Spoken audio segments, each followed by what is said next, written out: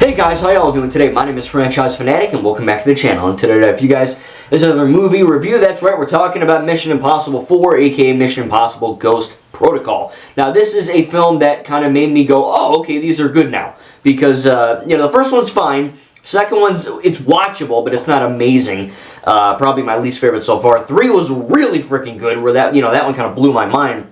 And then this one, maybe isn't as strong as 3, but it is still good. You know what I mean? Like, it's better than 2 at least. But there's a lot of crazy stuff that ends up happening in this. Of course, there's some crazy set pieces. Of course, you can tell by the thumbnail that Tom Cruise goes crazy. He inhales some death sticks, and Ethan Hunt climbs the world's tallest building in like India or something like that. I forgot. I think the Beluga Khalifa or whatever in India. It's a crazy scene, and I think this movie's really good at giving you pulse pounding, edge of your seat, high blood pressure type stuff without necessarily there being crazy action scenes. And there are crazy action scenes in that building. Of course, there's that really awesome chase in the desert, not in the desert, but, with the sandstorm and all that. That's really cool. The end fight with the briefcase is also really cool. I think that's really, really kind of interesting that they're kind of doing that. It's a really neat little set piece. But there are moments, like I said, when he's climbing on top of the thing and the one glove kind of wonks out and he just kind of has to jump and he freaking like hits his chin or something, and they kind of grab him, and there's some really good stuff like that. So I think that each Mission Impossible film has something unique about it, which is really nice. But this one feels very different because, again, they're doing all these crazy things. Benjamin Dunn, I think Benji, he's back. I think Dunn's his last name, but he's back, and he plays more of a prominent role, which is kind of cool, you know what I mean? Because the third movie, I was like, okay, I know what they're trying to do. He's the guy in the chair like Luther, and he's just kind of funny. He's just like, oh, I'm British, and I'm cracking jokes all the time, and it's like, alright, I get what they're doing, but it isn't really sticking. This time, it's pretty much sticking. I think that the fact that he is more of a member of the team, he kind of, I don't want to say he has like a father-son relationship with Ethan, but Ethan does feel like, obviously Ethan's more, skilled, but Benji just kind of feels like the intern in a sense, you know what I mean? Same with Jeremy Renner's character, and there's this little side plot, of course. I'm not going to spoil every little aspect, but Jeremy Renner's character and Ethan Hunt, they kind of have this little, I was supposed to protect your wife and all this crazy stuff. So they do kind of, it is a direct sequel to 3, and they do kind of reference things, and they do that, which is nice.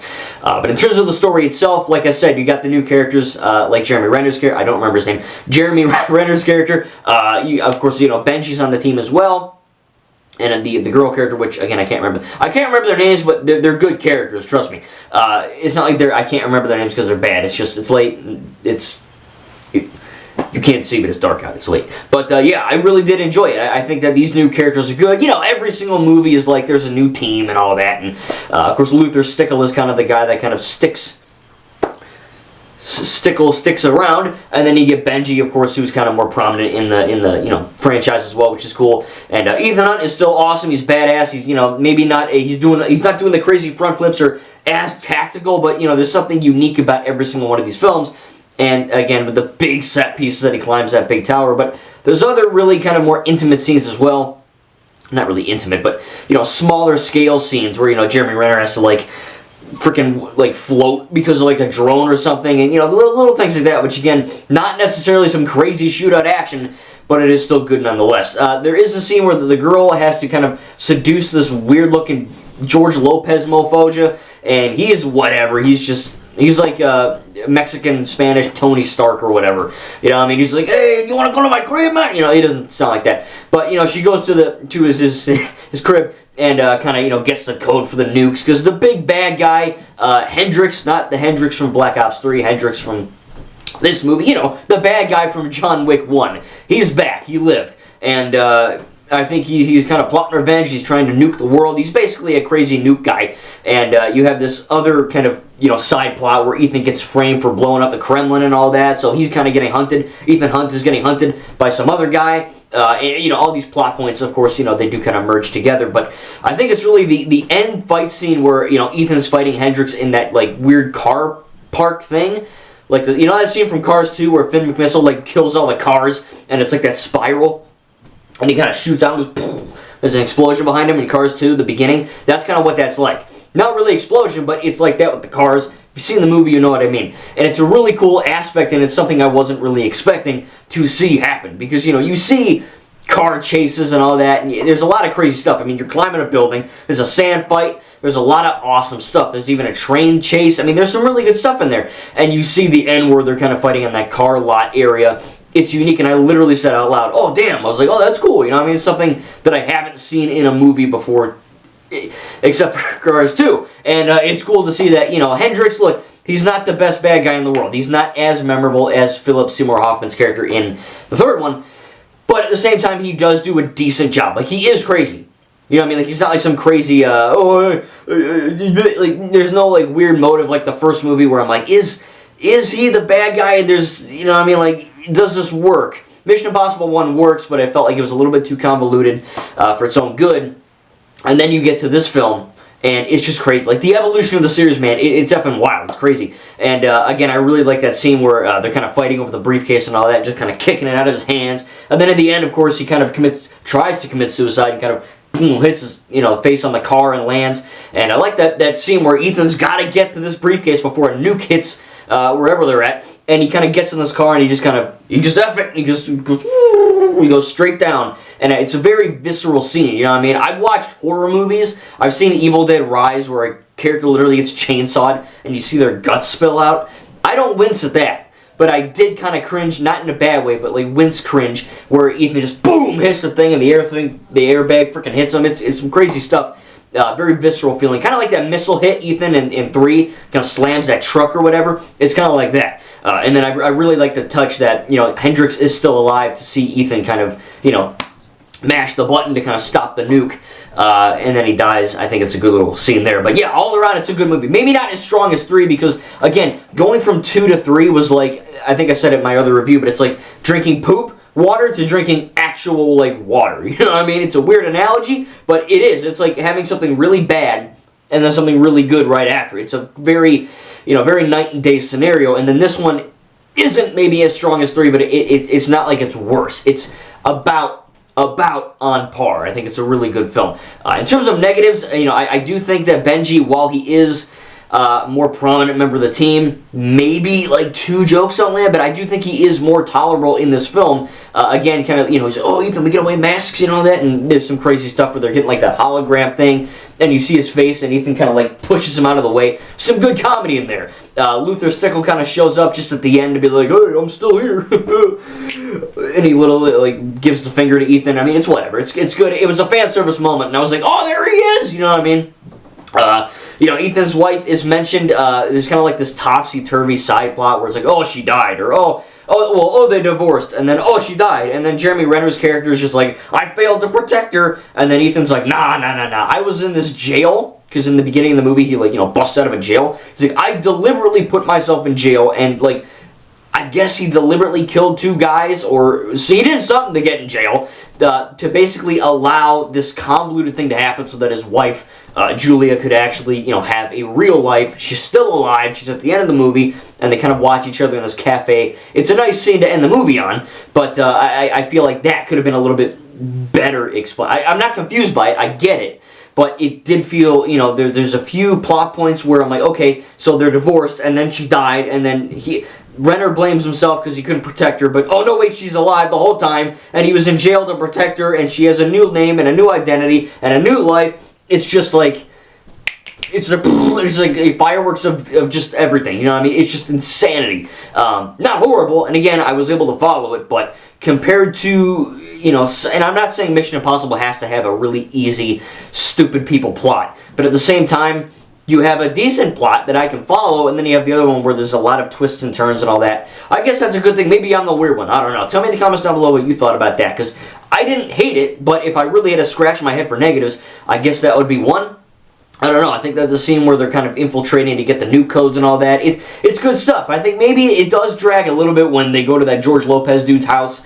I really don't care about that guy. I don't have nothing against the guy. I mean, I don't even know who the hell he is. But the character in the movie, I'm like, all right, look, I get what they're doing, but I was a little bit bored during that. I'm like, all right, I can appreciate what you're doing, and, you know, she's got to get the coach. You know, she has to do something. But at the same time, I'm like, all right, this could go a little quicker, or they could do something different. She freaking flips him on the bed and just, like, you know, tries to kill him and get the codes.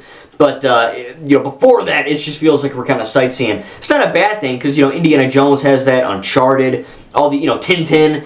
But, like I said, I really did have to scratch my head and go, what are some negatives I could bring up? Because I really, really liked this movie. I really thought it was a good time.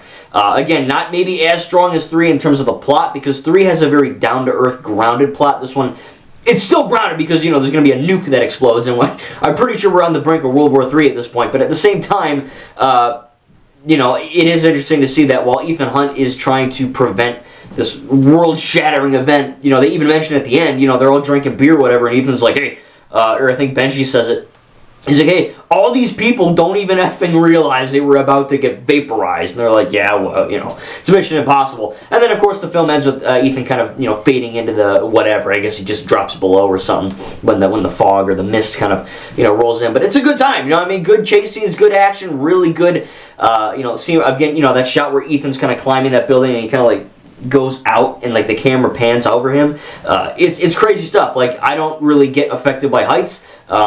I just finished Ghost Runner 2, which is a game where you're literally jumping around in the game. You're literally, like, moving like a crack addict. I don't endorse drugs. I've never done drugs, and I never effing will. But it feels like I snorted a shit ton of heroin and just started going around the room like crazy. You know what I mean? That's how that game feels. And that's how this feels as well, because I'm like, whoa, you know, this is a very visceral and kind of, you know, in-your-face type of thing. And again, it kind of, you know, goes into more chase scenes and more fight scenes and all that, and the blonde chick's hot, you know, she gets drop-kicked out of a freaking building. That wouldn't be fun. But, you know what I mean? Like, it's a good time. I think that that scene where Ethan's running and they're blowing up the Kremlin or whatever, he does this crazy, goofy run, that shot is incredible. So, that, like 3, 1 and 2 have good shots, but especially 3 and 4 so far, they have a really good shot. Like, there's some shots in here where I'm like, wow, this is, like, really epic. Because I want to do a tribute, or an edit, and I'm like, oh, what can I get? And I have some ideas. But I will be watching Mission Impossible Rogue Nation very soon here, hopefully tonight at the time of recording this. Yeah, I'm very excited to watch more of this franchise. Just 3 was good. 3 proved that it can be a lot better than 2, and then 4 solidified my opinion and go, okay, this is where, like, we're at this, you know, level of quality where, you know, I think every movie's gonna get good, gonna get better. And that's what I hear. Like, 3 is the best. 3 is like where it gets really, really good, and then 4 through, what are we on, 7? Yeah, 7. With Dead Reckoning Part 1. Apparently it just gets better. So I'm very excited, man. I love this franchise so far. Really good stuff. And Ghost Protocol is a really unique plot. Again, they're kind of having to team up with this unlikely team because of, you know, stuff that happens, like I said, where they kind of have to initiate the Ghost Protocol and just say, hey, we're on our own. What are we going to do? And the fact that it's kind of more of like a rogue... I don't want to say rogue because the next one's called Rogue Nation, but you know what I mean. They're kind of trapped and they have to do whatever is necessary to win. And some good jokes, some really good action, some good... No CGI complaints here. Again, a lot of this stuff is practical, which is nice. Tom Cruise is effing crazy in terms of his weird religion where I guess Scientology is just like you buy into. I don't know. I don't really care. But I'm surprised. He probably worships the flying spaghetti monster for all I know. I don't know. But he's good as Ethan Hunt. Is what I'm trying to say. I don't agree with him in life, but in this film, you know, he's not like the best actor in the world, but he does a good job. You know what I mean? I believe that he can do all this stuff because 9 times out of 10 he is doing this stuff, and it's pretty insane. So I can't wait to see what happens in Rogue Nation. I haven't been spoiled. I really don't know anything about that movie, so I am excited to look into that. But I'm really pumped to continue, and I'm going to give Mission Impossible Ghost Protocol, let's see, I'll probably give it an A. I think it's a really solid movie. Again, I really don't have that many issues. It was difficult to come up with them because at the end of that film, I was sitting there and, you know, it was midnight and I was tired, but I'm like, I felt like energetic. I'm like, oh, this is a good movie. Like, this was a pumped up kind of good movie, you know. It maybe isn't as action packed, you know, in terms of a gunfight or fist fighting or knife fights or, you know, anything, but there is enough action and enough really good suspenseful moments to keep me entertained. A good plot. And a lot of different plot points that kind of converge in the end, which is really nice. And again, just a really good time. Hope you guys enjoyed this review. Tell me down below what you think about Mission Impossible Ghost Protocol. And again, I can't wait to review Rogue Nation ASAP. Thank you guys, and we'll see you in the next video.